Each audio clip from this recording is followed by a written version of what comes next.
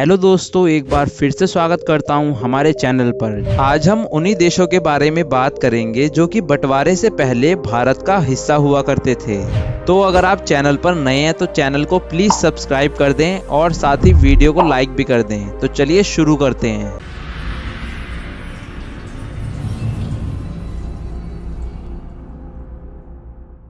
पहले नंबर पर है नेपाल। भले ही आज नेपाल के नेता अपने लोगों को खुश करने के लिए कहते हैं कि उनका देश कभी भारत का हिस्सा नहीं था, लेकिन लिच्छवी गणराज्य के अंतर्गत जो भी क्षेत्र आते थे उनमें नेपाल भी शामिल है। उससे पहले वहां पर किरात वंश का शासन हुआ करता था।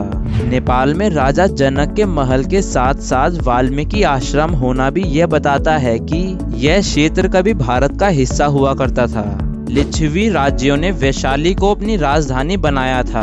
और दोस्तों, अंग्रेजों का नेपाल के साथ 1816 में युद्ध भी हुआ था।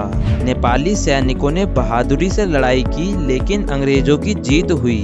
नेपाल ने खुद ही संपन्न करते हुए अपने क्षेत्रों को दे दिया। इसके बाद अंग्रेजों ने बड़ी संख्या में नेपालियों को अपनी सेना में भर्ती किया। नंबर 2 पर है पाकिस्तान और बांग्लादेश। बांग्लादेश ही सबसे ताजा देश है जो कि कभी भारत का हिस्सा हुआ करता था। इंदिरा गांधी के समय में भारत और पाकिस्तान में युद्ध हुआ, जिसके बाद बांग्लादेश को आज़ादी मिली। इससे पहले ये पूर्वी पाकिस्तान हुआ करता था। पाकिस्तान की फौज ने यहाँ के विद्रोह को दबाने के लिए क्रूरता अपनाई। कई महिलाओं का बलात्कार किया गया और कई महिलाओं की हत्या की गई। अंत में पाकिस्तान ने भारत पर हमला कर दिया, जिसके बाद पाकिस्तान आजाद हुआ। इसी तरह 1947 में भारत की स्वतंत्रता से ठीक एक दिन पहले पाकिस्तान को भी आज़ादी मिली। आज का पाकिस्तान कभी भारत का बड़ा हिस्सा हुआ करता था, लेकिन इस्लामी शासकों ने लाहौर जैसे शहरों को अपना अड्डा बना लिया था और यहाँ मुस्लिम जनसंख्या अच्छी खासी बढ़ गई थी। नंबर 3 पर है अफगानिस्तान। वो अंग्रेजी थे जिन्होंने ब्रिटिश इंडिया और अफगानिस्तान के बीच एक रेखा खींच दी थी।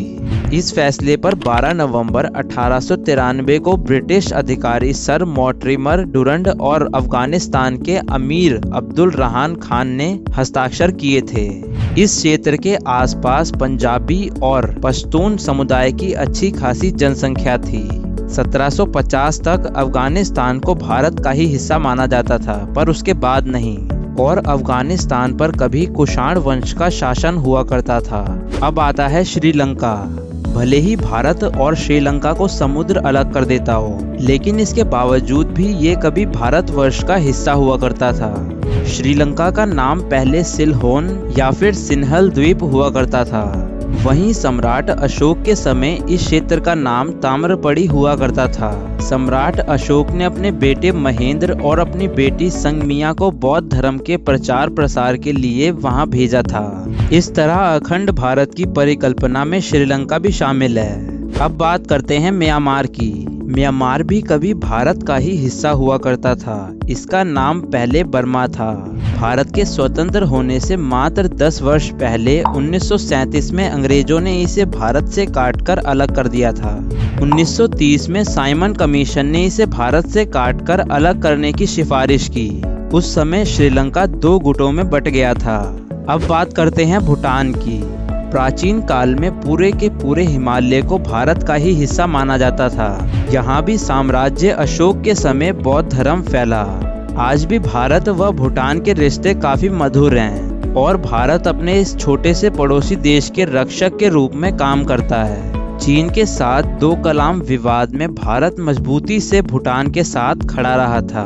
अब बात करते हैं ग्रेटर इंडिया की। अगर हम अखंड भारत की परिकल्पना करते हैं तो इसमें मलेशिया और थाईलैंड भी इसमें आगे ही आएंगे, क्योंकि इन दोनों जगह कभी भारत से प्रभावित राज्यों का राज हुआ करता था। चोल साम्राज्य के बारे में भी कहा जाता है कि उसने मलेशिया में विजय हासिल की थी।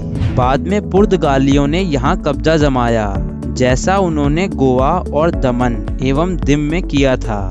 इंडोनेशिया में भी भारत के प्रभावित ऐसे ही राज्य थे, तभी जावा में आज भी आपको इसकी झलक मिल जाती है। इस तरह आज जो हम भारत देश देख रहे हैं वो अखंड भारत का 1/3 भी नहीं है। हमारा अस्तित्व व हमारी पहचान इससे काफी बड़ी है। तो दोस्तों आज के लिए बस इतना ही। अगर वीडियो अच्छी लगी हो तो वीडियो को लाइक करें और चैनल को सब्सक्राइब करना ना भूलें और अपने दोस्तों और फैमिली मेंबर के साथ वीडियो शेयर जरूर करें। तो मिलते हैं अगली वीडियो में। जय हिंद, जय भारत।